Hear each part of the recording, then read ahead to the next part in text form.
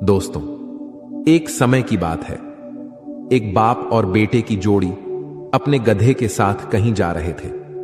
उन दिनों गधे का उपयोग बोझा ढोने के लिए किया जाता था। बाप ने अपने बेटे को गधे पर बिठाया और खुद पैदल चलने लगा।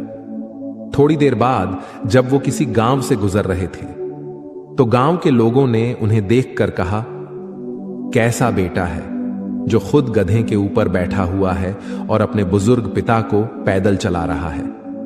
लोगों की यह बात सुनकर बेटा गधे से नीचे उतर गया और उसने अपने पिता को गधे के ऊपर बिठा दिया और खुद गधे के साथ पैदल चलने लगा।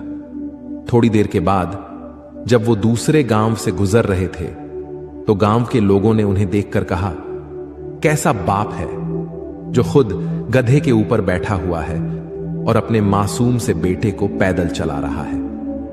लोगों की यह बात सुनकर पिता गधे से नीचे उतर गया। अब गधे पर न ही बाप बैठा था और न ही बेटा, और वो दोनों गधे के साथ पैदल चलने लगे।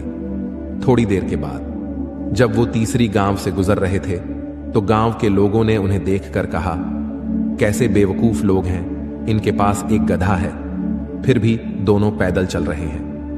अब लोगों की यह बात सुनकर बाप और बेटा दोनों गधे के ऊपर बैठ गए। थोड़ी देर के बाद जब वो चौथी गांव से गुजर रहे थे तो गांव के लोगों ने उन्हें देखकर कहा, कैसे निर्दयी इंसान है दोनों, जो एक साथ उस बेचारे मासूम बेजुबान गधे के ऊपर बैठे हुए हैं। इन दोनों के अंदर जरा भी दया नहीं है।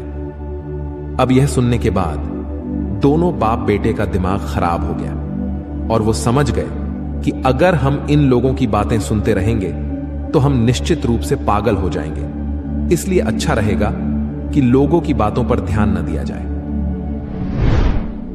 दोस्तों, जितनी मुंह उतनी बातें। लोगों का काम है कहना, क्योंकि लोगों को बोलने का शौक होता है।